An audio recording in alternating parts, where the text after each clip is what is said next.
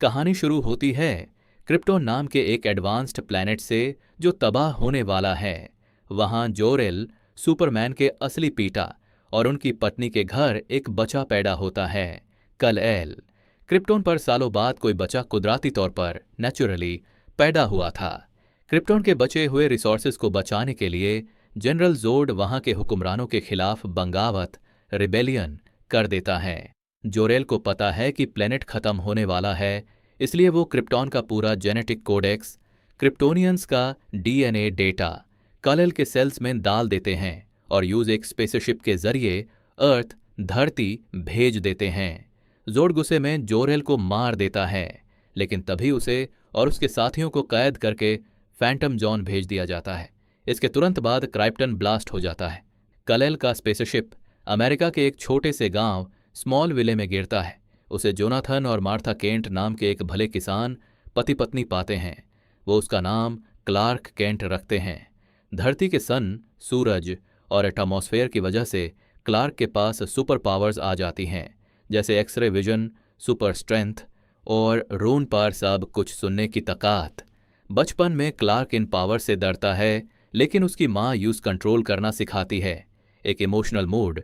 Jonathan Kent को डर था कि अगर दुनिया को क्लार्क का सच पता चला तो लोग उसे अपनाएंगे नहीं। इसलिए एक बार जब एक भयानक टॉर्नेडो बवंदार आता है तो जोनाथन अपनी जान दे देता है, लेकिन क्लार्क को अपनी पावर्स दिखाने से मना कर देता है ताकि उसका राज छुपा रहे। अपने असली वजूद की तलाश बाड़ा होकर क्लार्क अपनी पहचान ढूंढने के लिए भटकता रहता है और अलग अलग जगह छुपकर लोगों की जान बचाता है। एक दिन उसे आर्कटिक बर्फ के इलाके में एक पुराना क्रिप्टोनियन स्पेसशिप मिलता है।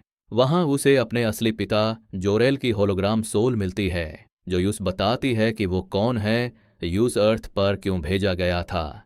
और यहाँ पर ही सुपरमैन को उसका सूट मिलता है। इसी दौरान लोइस लेन नाम की एक तेजतर्रार जर्नलिस्ट क्लार्क का पीछा करते हुए वहां तक पहुंच जाती हैं और उसका सच जान जाती है, पर वो क्लार्क की अच्छाई देखकर उसका राज छुपा लेती हैं। क्रिप्टॉन के तबाह होने के बाद फैंटम जोन से आजाद होकर जनरल जोड और उसके साथी अर्थ पर पहुंच जाते हैं। वो पूरी दुनिया को थ्रेटन करते हैं कि अगर उन्होंने कल-एल को उनके हवाले नहीं किया तो वो अर्थ को तबाह कर देंगे। क्लार्क खुद को मिलिट्री के हवाले कर देता है।